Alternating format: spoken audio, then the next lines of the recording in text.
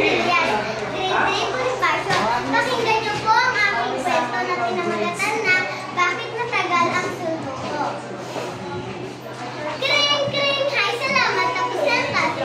Pwede na kami umuwi. Mabilis kong iniligpit ang aking mga gamit para ako'y makapila agad palabas.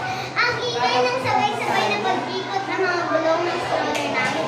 At ang lalakas ng mga boses ng aking mga kaklase habang nagpapaalam. Nagsitakbuhan kami palabas para sulubungin ang mga nanay at tatay namin sa labasan. Sigurado nga din na si nanay. Dumaretso ako sa bangko kung saan laging naghihintay si nanay. Laking gulat ko nang makita kong wala pa si nanay sa bangko. Nanlaki ang mga mata ko. Kinabahan ako.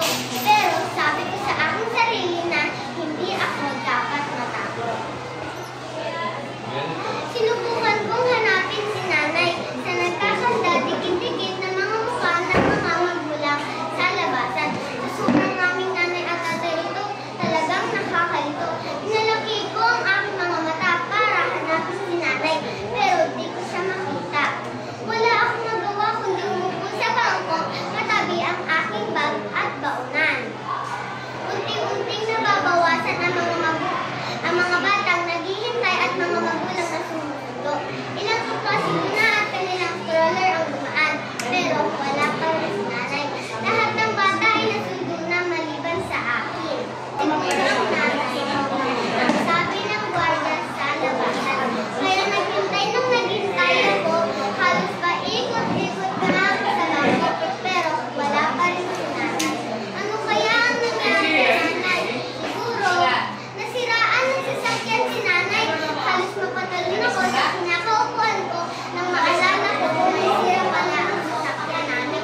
Sigurado naghahanap pa ng paraan si nanay para masundo ako. Siguro, sumakay siya sa isang pagong. Maliit at mabagal ang mga hakbang nito, kaya siguro ang tagal-tagal bago ako masundo. Pero alam kong magmamadali si nanay kasi sabik na rin siyang makapiling ako at hindi siya aasa sa isang pagong. Siguro, sa isang elepante siya sumakay. Gante ang mga hakbang nito at kaya sigurado mas mabilis ako masusunod. Pero di kaya lalong magtagal si nanay. Hindi na pa siya ang isang elepante sa daan na may napakaraming sasakyan. Siguro matagal pa talaga bago ako masundo. Siguro, isang agila ang kinaibigan ni nanay. Mabilis silang makalilipad para masundo ako. Pero di kaya lalong magtagal si nanay sa paghahanap sa akin. Ulat, building at tuktok ang puno lang ang makikita niya. Hindi niya matatanaw ang aking pagkaway. Siguro, naisip niya na nakipagsabayan siya sa mga unggoy na naglalambitin mula sa puno papunta sa isa pa. Ay, sandali lang ay nandito na siya. Pero oras na sa puno ng saging sila kumapit.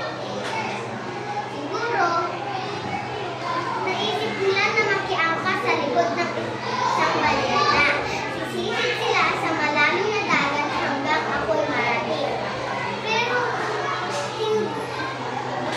Sa gitna. Sa gitna. sa Sa gitna ng karagatan.